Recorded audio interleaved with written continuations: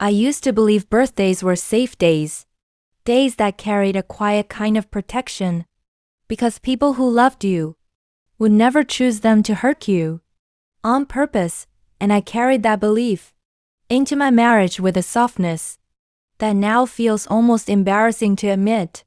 I woke up that morning in our house in Northern California with sunlight cutting through the curtains, the kind of soft gold light that makes everything feel hopeful before reality has the chance to speak.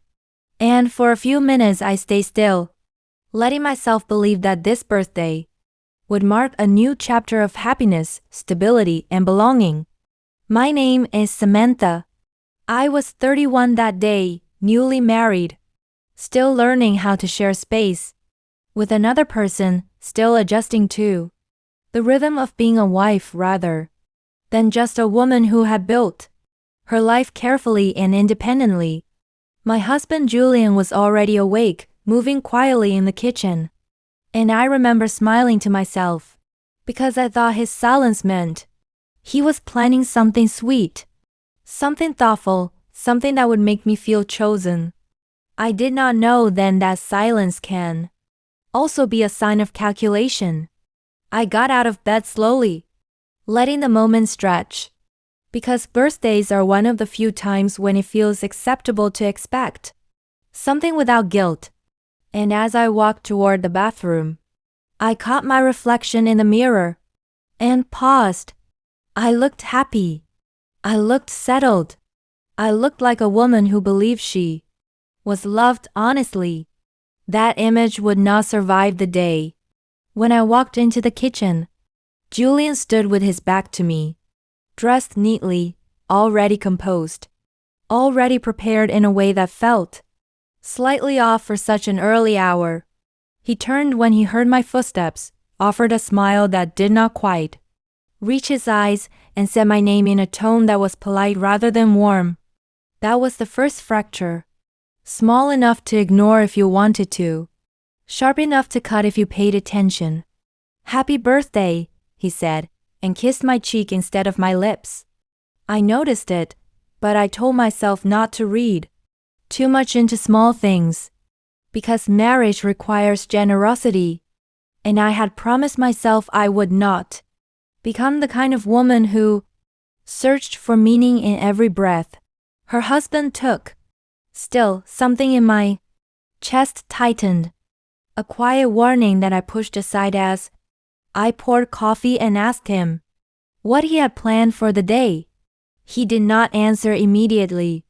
He leaned against the counter, crossed his arms, and watched me in a way that felt distant, as if he was already somewhere else, already removed from the moment we were supposed to be sharing. When he finally spoke, his words were careful, measured, and unsettlingly calm. "We need to talk today," he said. That was the moment I understood.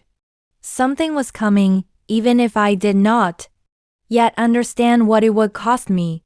We sat at the dining table, the same table where we had signed paperwork weeks earlier, where we had eaten takeout on movie night, where we had talked about future plans and laughed about small meaningless things. The familiarity of the space made what followed feel even more deliberate, more cruel, because he chose a place filled with our shared history to dismantle it.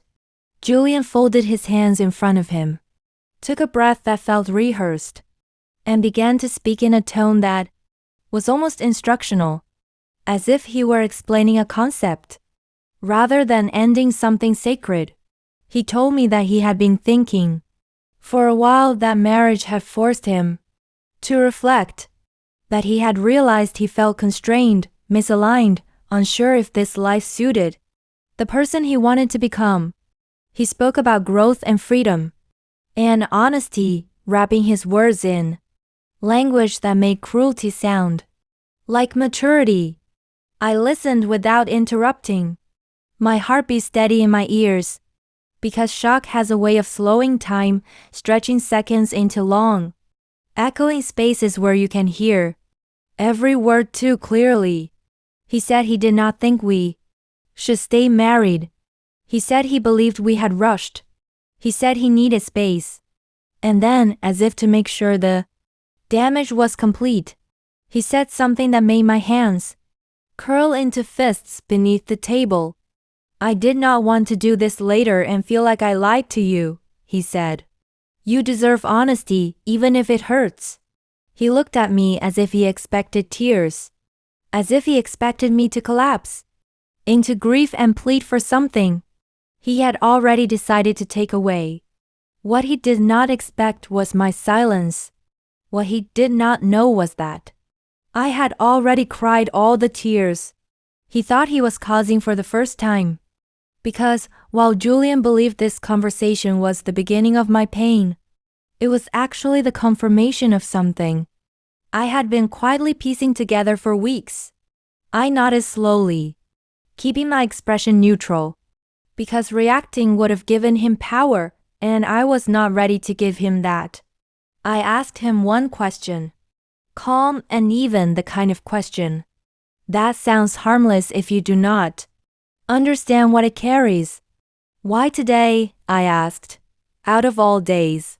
He hesitated, just for a second, and that hesitation told me everything. He covered it quickly, saying timing did not matter, saying honesty mattered more than symbolism, saying life did not pause for birthdays. But I saw the truth in his eyes before he buried it again.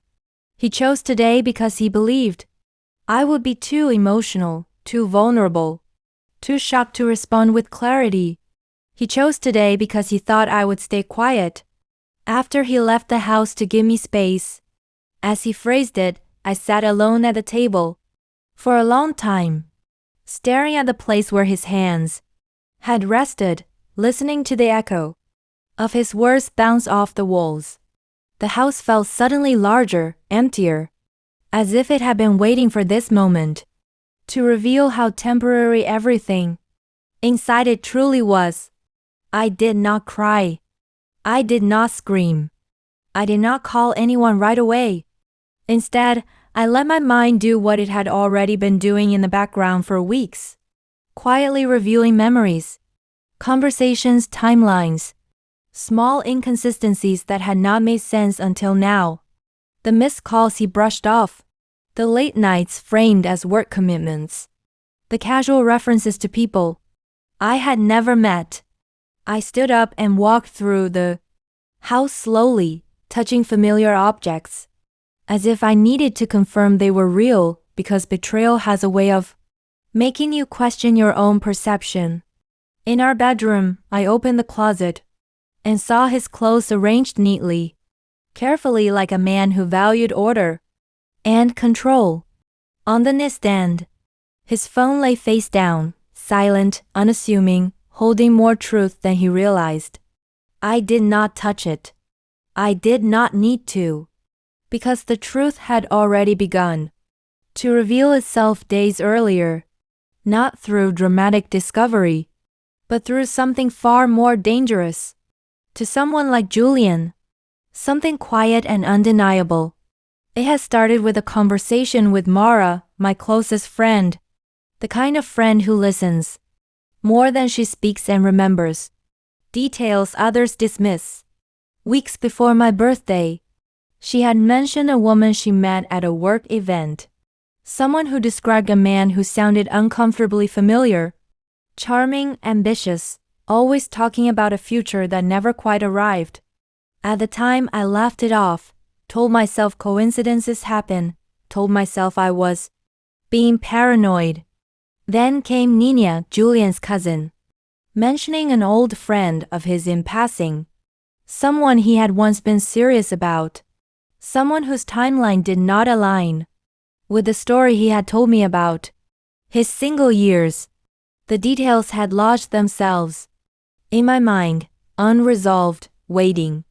And then there was the final piece, small but decisive, a comment overheard at a gathering, a name repeated in a context that made my stomach drop, a realization that snapped everything into focus with a clarity that hurt more than confusion ever could. Julian had not simply lied to me. about small things. He had built our marriage on a foundation that included other women, overlapping promises, parallel realities that never intersected until now. He had lived several lives at once, confident that none of them would ever collide. By the time he chose my birthday to end our marriage, I already knew who he was. I walked back to the dining table and sat down again, placing my hands flat against the surface, grounding myself in the moment. The pain was there, sharp and heavy, but beneath it was something else. Something steadier and more dangerous, resolve. He thought this day would break me. He thought choosing my birthday would weaken me. He believed that timing gave him control, that ending things when I was emotionally exposed would ensure silence, compliance, retreat. What he did not understand was that timing works both ways. As the sun moved higher in the sky, and my phone began to light up with birthday messages I had not yet answered, I made a quiet decision, one that would shape everything that followed. I would not confront him today. I would not argue. I would not reveal what I knew. I would let him believe he had won, because when the truth came out, it would not arrive in pieces. It would arrive all at once, undeniable, unavoidable, and perfectly timed. And when it did, Julian Cross would learn that choosing the wrong day to break someone's heart can turn a celebration into a reckoning.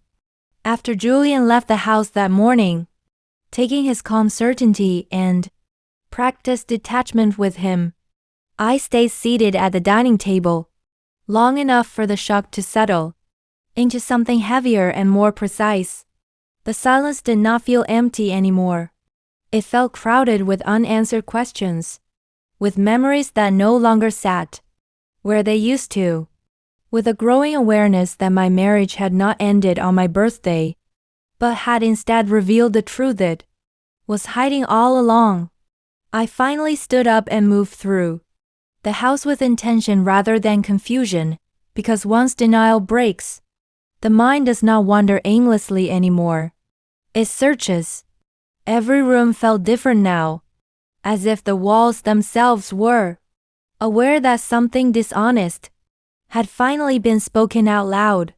I noticed details I had ignored before, details that had always been there, but had never been allowed to connect into meaning.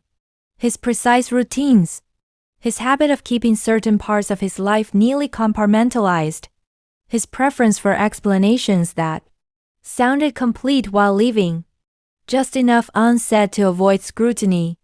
I picked up my phone and silenced the birthday notifications without reading them, not because I did not appreciate the messages, but because I needed space to think clearly, and sentiment had become a distraction.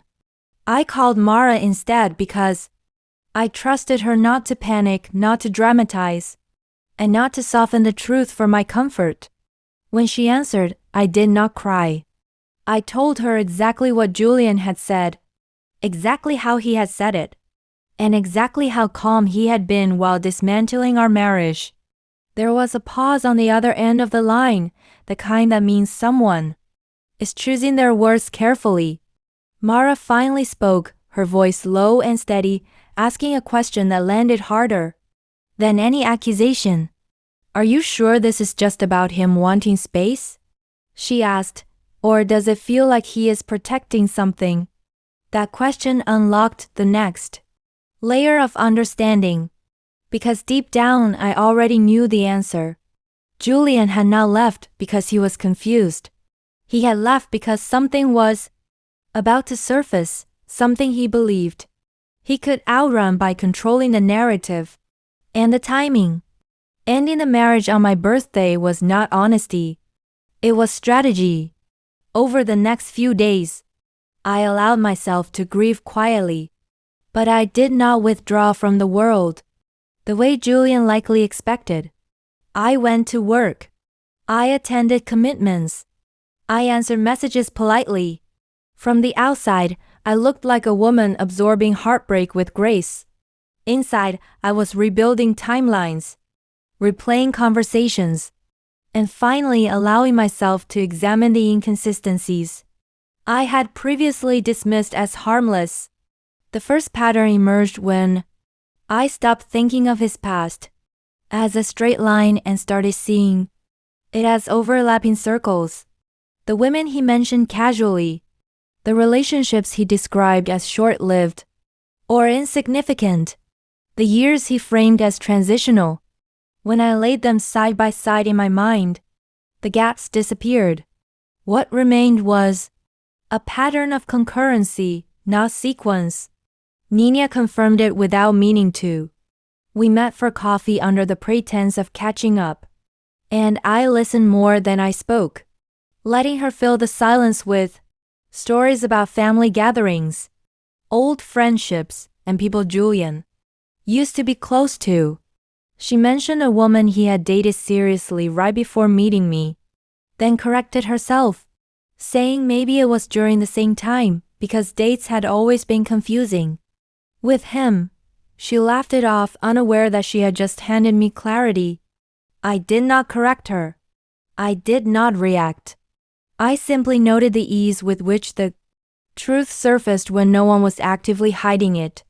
The final confirmation came from someone Julian never imagined would matter.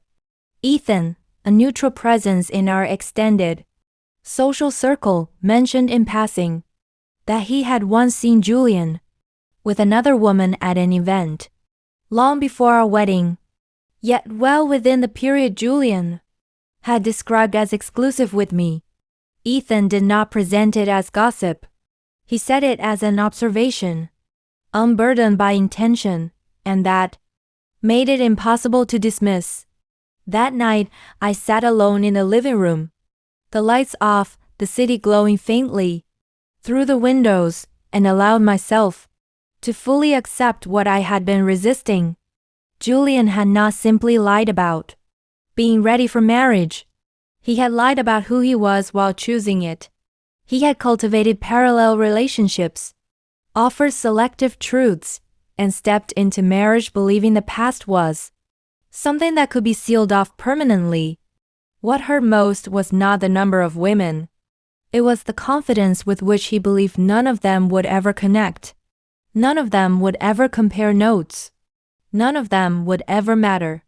Once he chose the version of himself he wanted to present publicly, he had underestimated not just me, but the inevitability of truth.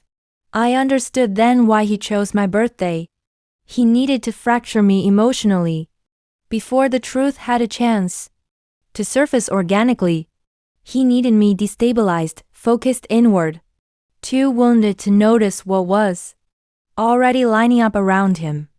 Ending things on a day meant to celebrate me was not an accident. It was an attempt to reclaim control before he lost it.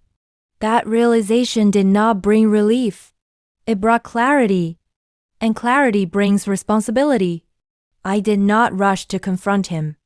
I did not reach out to the other women. I did not expose anything prematurely. Instead, I documented everything. I learned with precision, not as ammunition fueled by anger, but as structure built on fact, dates, overlaps, statements, repeated differently to different people, promises made that could not coexist without deception. Julian, unaware of the shift beneath the surface, grew comfortable. He checked in occasionally, offering polite messages framed as concern, as if he were managing a delicate transition rather than escaping accountability. His tone suggested relief, as though he believed the hardest part was over, that my silence meant acceptance. He was wrong. The truth was not something I planned to shout. It was something I intended to place directly in front of him, fully assembled, with witnesses he could not dismiss and timing he could not manipulate.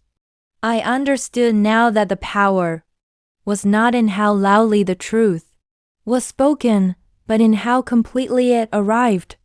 As my birthday week came to an end, I felt something shift inside me, something solid and immovable.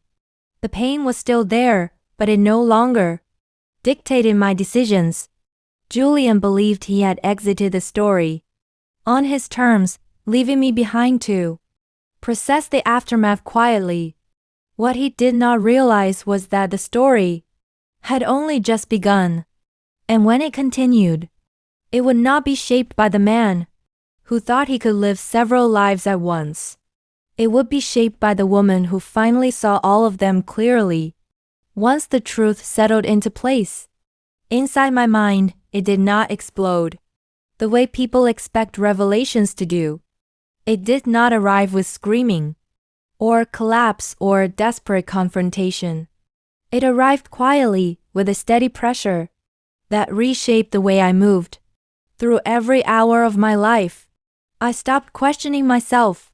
I stopped wondering whether I had misunderstood something or exaggerated details in my head. The pattern was complete, and once a pattern is complete, it becomes undeniable. Julian believed that by ending our marriage emotionally on my birthday, he had regained control of the narrative. He believed that I would retreat into private grief, that I would protect his image out of loyalty or shame, that I would process everything alone. While he stepped forward into the version of himself he preferred to present to the world, he continued to act accordingly. Careful but relaxed, distant but polite, confident in the assumption that silence meant surrender. I allowed that assumption to grow. In the days that followed, I responded to his messages calmly, briefly, and without accusation. I did not ask questions. I did not express confusion. I did not seek closure. Each response was measured and neutral, the kind of communication that reassures someone they have escaped without consequences. If anything, I appeared cooperative, even understanding, and that perception mattered more than he realized. What Julian did not understand was that I was no longer reacting to him emotionally. I was observing him strategically. I began paying attention to how he moved. Now that he believed the marriage no longer required maintenance, his schedules loosened. His explanations became less detailed. He grew careless in small ways, the way people do when they believe the risk has passed. He re-enters social spaces with ease, reclaiming his charm, his confidence, his sense of superiority, unaware that every interaction was now filtered through a lens of clarity rather than trust. Meanwhile, I continued my life publicly as if nothing dramatic had shifted. I attended gatherings. I spoke kindly about him when asked. I did not correct assumptions. I did not invite pity. This was not weakness. This was positioning. The calmer I appeared, the more believable everything else would become when the moment arrived. Mara noticed the change before anyone else. She watched me move through conversations with a steadiness that did not match what I had been through, and one evening, as we sat together without distractions, she asked me directly whether I was planning something. I did not answer her right away. Instead, I told her the truth in the simplest form possible. I am not planning revenge, I said. I am preparing accountability. She understood immediately. Mara always had that ability to recognize the difference between anger and resolve, and she did not push for details. She trusted that I knew what I was doing, and that trust became another quiet support beneath me. Julian's confidence continued to grow. He spoke openly about new plans, new directions, new opportunities, as if shedding our marriage had cleared a path forward. He never once asked whether I was okay in a way that suggested genuine concern. His check-ins were performative, designed to confirm that I remained manageable, that I would not disrupt the life he was rebuilding. He underestimated how much control still existed within the shared spaces of our lives. Because marriage, even one that is emotionally abandoned, leaves behind connections that do not dissolve instantly. Social circles overlap. Professional acquaintances intersect. Family narratives linger. Julian believed these connections would protect him, that familiarity would override scrutiny, that people would accept his version of events without question. What he did not consider was how fragile a carefully constructed image becomes once truth is placed beside it with precision. I began to position moments without forcing them, allowing conversations to unfold naturally, letting timelines surface organically. I did not accuse. I did not suggest. I simply listened. When people spoke about Julian's past, I paid attention to how often details contradicted one another, how easily different versions emerged depending on who was speaking. It became clear that his history was not a single story, but a collection of fragments never meant to be assembled. The women from his past began to overlap in memory long before they overlapped in space. One name would surface in a casual remark, followed by another in a separate conversation, each carrying emotional weight that did not align with the timeline Julian has shared with me. It was not difficult anymore to see how many people had been invited into his life under the illusion of exclusivity. What surprised me was not the scale of the deception, but the confidence with which he believed it would remain buried. Julian had relied on compartmentalization as a lifestyle, trusting that people remain isolated by default, that lives do not intersect unless forced to. He had forgotten how small the work becomes when patterns repeat. I began to understand that the most devastating confrontation would not come from anger, but from simultaneity, not from accusation, but from alignment.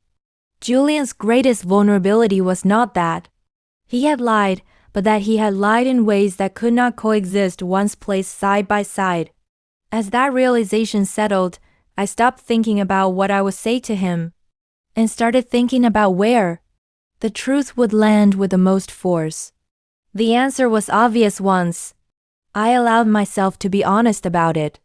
Julian cared deeply about how he was seen, about credibility, about being admired for control and composure. Any punishment delivered privately would be negotiated away. Any accusation delivered emotionally would be dismissed as bitterness. The truth needed witnesses, not a crowd, not chaos, not humiliation for the sake of spectacle, but the right people in the right space, at the right moment when denial would not survive. Julian continued to believe marriage had protected him retroactively, that the ring on his finger had erased the past. He did not realize that marriage had done the opposite. It had connected stories that were never meant to touch. It had placed me at the center of a web he believed was neatly tied off. By the time he began to sense a shift, it was already too late. He noticed my calm and mistook it for acceptance. He noticed my silence and mistook it for fear. He believed my dignity was weakness and my restraint was compliance. Every misinterpretation strengthened his confidence, and every ounce of his confidence brought him closer to the moment he would lose it. I did not rush. I did not hesitate. I simply waited for alignment. Because once the truth stood complete, once every fragment had found its place, the confrontation would not need drama. It would not need persuasion. It would speak for itself. And Julian Cross, the man who believed he could live many lives without consequence, was about to face them all at once. By the time everything aligned, I no longer felt nervous or uncertain, because certainty has a strange calming effect when it replaces confusion. I knew exactly what I was going to do, how it would unfold, and why it had to happen the way it would. This was not about proving my pain or demanding apologies. This was about ending a pattern that depended entirely on silence and separation to survive. Julian believed the danger had passed. Because time had passed, he believed distance softened truth, that memories faded, that people moved on and stopped asking questions. He did not understand that time does not erase deception, it organizes it. The longer he lived comfortably, the more confident he became. And that confidence drew everyone closer into the same space without him realizing what was happening. The moment came in a setting he considered safe. It was not dramatic or hostile. It was familiar, controlled, and social. The kind of gathering where people expected polite conversation and predictable outcomes. Julian felt relaxed there. He laughed easily. He spoke confidently. He believed he was surrounded by people who accepted him as he presented himself now, not as he had been before. I arrived calm, composed, and observant, not as a woman seeking confrontation, but as someone ready to close a chapter cleanly. The shift happened slowly at first, almost invisibly. Conversations overlapped. Names surfaced. Timelines brushed against each other in casual remarks. One woman mentioned a trip Julian had taken, another mentioned a promise made around the same time, and then another recalled a conversation that could not logically exist alongside the others. No one accused him. No one raised their voice. The truth began assembling itself in the open, without effort, because it no longer needed protection. Julian noticed before anyone else did. I saw it in his posture first. The subtle stiffening. The way his smile became less fluid. The way his eyes began scanning the room instead of resting comfortably. He attempted to redirect conversations, to introduce humor, to pull attention back to himself. But control slipped the moment he tried to force it. The more he spoke, the clearer the contradictions became. Then I spoke. Not loudly, not emotionally, just clearly. I did not accuse him of betrayal. I did not list offenses. I simply stated facts that could not be argued without unraveling everything else. I laid out timelines calmly, referencing moments that more than one person in the room recognized. I spoke without bitterness, without satisfaction, without anger. And that was what made it devastating. There was no emotion to attack, no hysteria to discredit. The room felt quiet in the way it does when people realize they are witnessing something irreversible. Julian tried to respond. He attempted explanations, then humor, then defensiveness. But nothing landed because nothing contradicted what was now visible. The women looked at each other, not with rage, but with recognition. That shared moment of understanding when isolated confusion transforms into collective clarity. Each of them realized she had not been wrong. She had simply been separated from the others on purpose. That was his punishment. Not shouting, not humiliation for entertainment, not violence, but the collapse of the illusion he depended on most. The belief that he could control narratives by controlling access. The moment multiple truths existed in the same space, his authority vanished.